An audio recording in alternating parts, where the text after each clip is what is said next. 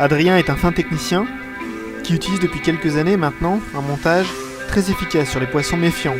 Il s'agit du blowback rig. Il nous en parle en détail. Bon Adrien, je vois que tu utilises pas mal le blowback rig. Moi je l'utilise depuis seulement une petite année parce que j'ai toujours été plutôt des rigs. Je suis un peu old school. Ce montage qui est quand même qui est plutôt moderne, qui est relativement sophistiqué. Est-ce que tu peux nous en parler? Je sais que tu as fait pas mal de captures de jolis poissons, notamment dans la Nièvre sur des plans d'eau difficiles. Est-ce que tu peux nous décrire un peu plus ce blowback rig? Voilà, donc je vais vous présenter en fait mon blowback rig. Donc je l'ai composé d'une 13 gainée. Ouais.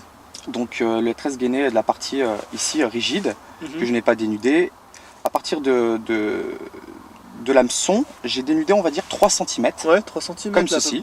Et à l'intersection de ma partie dénudée et de ma partie souple, j'ai pu y mettre une pâte plombée.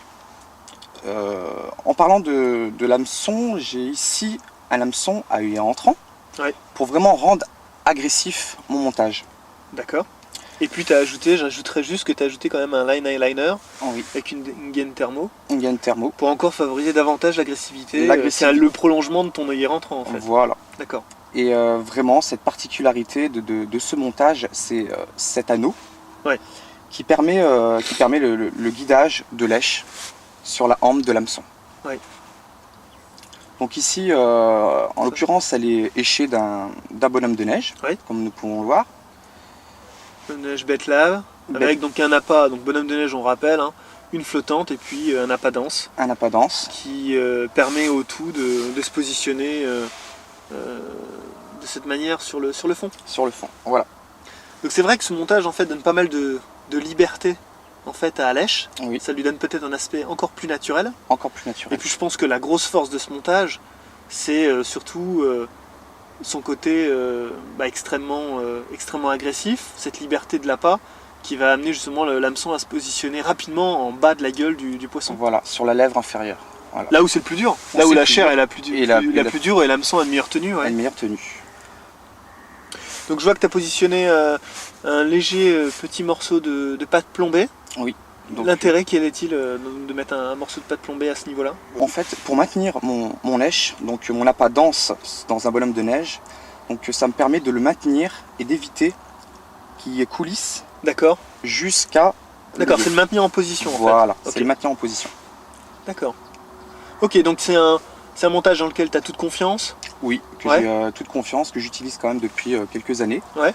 J'ai pu capturer on va dire, de nombreux poissons sur des endroits très très difficiles. D'accord. Et plutôt donc avec des appâts donc équilibrés et ou complètement flottants. Ou complètement flottants. D'accord. Voilà. Quand on dit appât équilibré, ça peut être un bonhomme de neige comme ça. Ça peut être aussi des graines. Des graines. Équilibrées avec des panachés, bouillettes, graines équilibrées. Voilà. D'accord. Ok. Eh ben écoute, très bien. Merci Adrien. Pas de rien. Allez, à plus tard.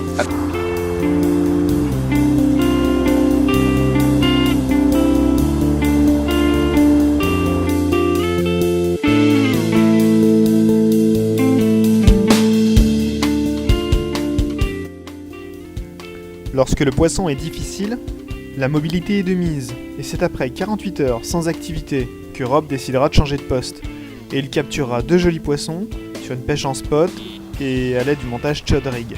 On découvre les poissons dès maintenant.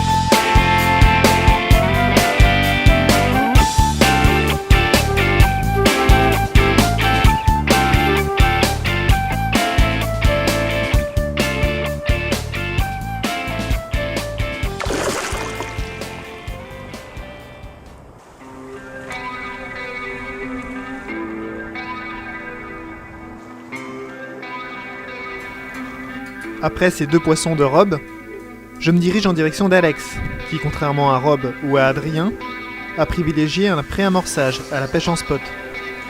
Il a aussi utilisé un montage coulisson. Voyons comment Alex a abordé sa pêche.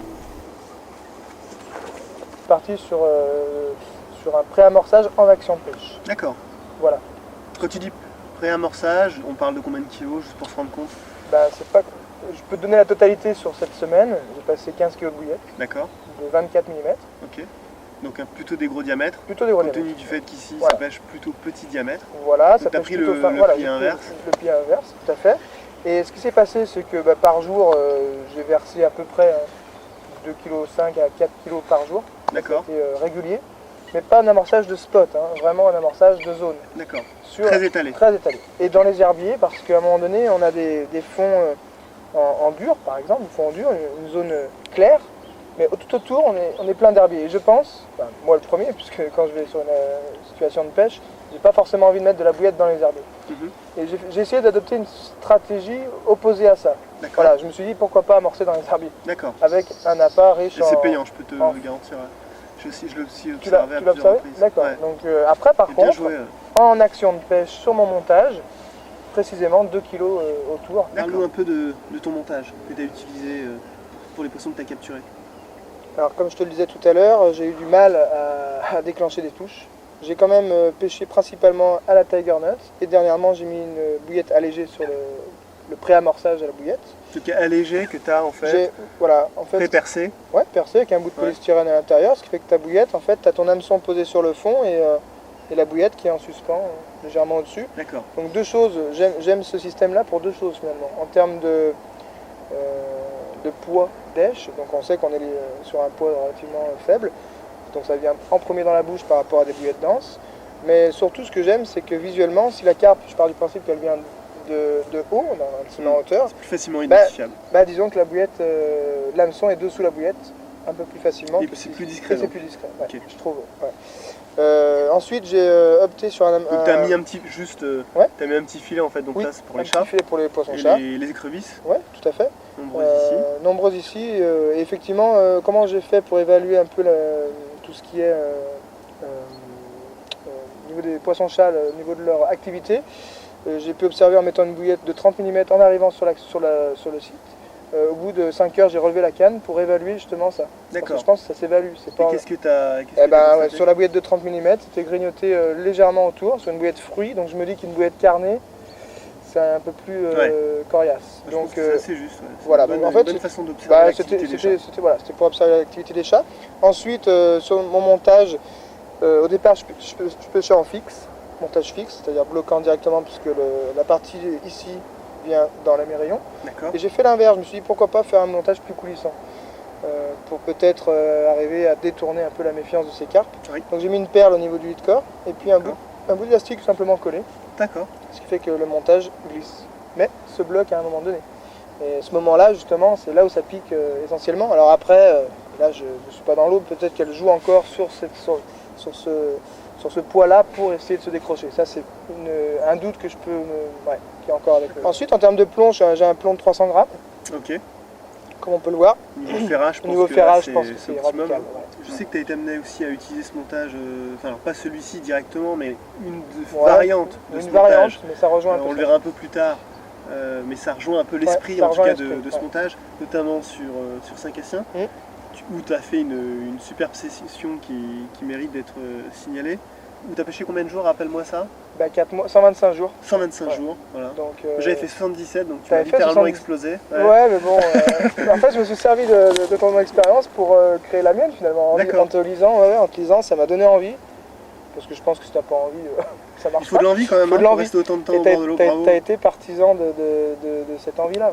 D'accord, c'est sympa. Donc 100 combien 4 mois de pêche. 4 mois de pêche consécutifs sur Cassien, sans break. On continue. Non, continue. Parce que tu peux en parler, parce que c'est vrai que ça intrigue, ça est super intéressant. C'est une aventure humaine. Et ce qui m'a poussé à faire ce projet, c'est un défi en fait, parce que j'avais eu écho de Saint-Cassien, puisqu'en fin de compte je ne connais pas le lac plus que ça. J'en ai entendu parler sur les magazines, où c'est le mythe, hein, évidemment. Mais ceci dit, je n'étais jamais allé. Et donc, ce qui s'est passé, on m'a lancé un défi, entre guillemets. Un jour, on m'a dit, de toute façon, Saint-Cassien, il n'y a pas de place, il y a beaucoup d'étrangers. Tu ne pourras pas rester plus de temps, avoir les bons postes. C'est pas possible. Moi, c'est pas possible, ça fait partie un peu de moi. Ouais. J'aime ça. D'accord. Voilà. D'accord. Et tu étais à quelle période de l'année? Janvier. J'ai fait l'hiver et j'ai fini au mois. Donc tu as commencé janvier, début janvier? Non, fin janvier. Fin janvier et tu as fini? Et ben, le 8 juin, parce que ça ferme la pêche de nuit. D'accord. Ouais. Les beaux poissons, est-ce que... Ouais, je m'attendais à mieux, sincèrement. Ouais, mais, bien sûr. je suis monté à 23 kilos. D'accord. Ouais. Et est-ce que tu as eu l'occasion d'en prendre pas mal, des beaux poissons? Ouais. Comment ça s'est passé? Ouais, en fait, surtout le dernier jour, le dernier jour de la session, donc 4 mois de session. Dernier jour de la session sur 4 mois, c'est là où tu en as fait le plus? Oui. D'accord. Je fais à 23 kilos le dernier jour. D'accord. Et le 7 juin, la nuit, donc je finissais le 8. Et du coup, je fais 7 ou 10 poissons en l'espace de 24 heures, avec des poissons de moyenne à 17 kilos. D'accord. Ça a été le moment magique de ma session à Saint-Cassien. Ce qui s'est passé, c'est que je jetais du beurre c'est difficile à dire, mais à 10-15 mètres du bord, et j'ai plongé pour voir. Je me suis dit, c'est bizarre, pourquoi c'est cette canne qui démarre? Parce que c'est cette canne qui démarre avec elle. Et j'ai plongé, j'ai absolument rien vu. Quoi. Plat. D'accord. Rien. Pas une souche, rien. Les poissons étaient là, les poissons passaient là. Pas plus d'explications que ça. Des fois, je pense qu'on néglige tout simplement un poste basique, un poste... Je pense que des fois, on part dans tous, mais même moi, on a une souche, paf, on va être devant la souche. Peut-être que 10 mètres à gauche, il y a une zone où on se dit ça passe pas, et c'est là que ça passe, justement, avec la canne par contre. Voilà, donc ça, sur Saint-Cassien, ça a été vérifié et revérifié. Il y avait un plateau, je me suis dit, je vais pêcher sur le plateau, mais non, pas une touche, sur le plateau pendant des jours et des jours. Bon, on a parlé pas mal de poissons, on les voit ces poissons? Ouais, allez. Allez.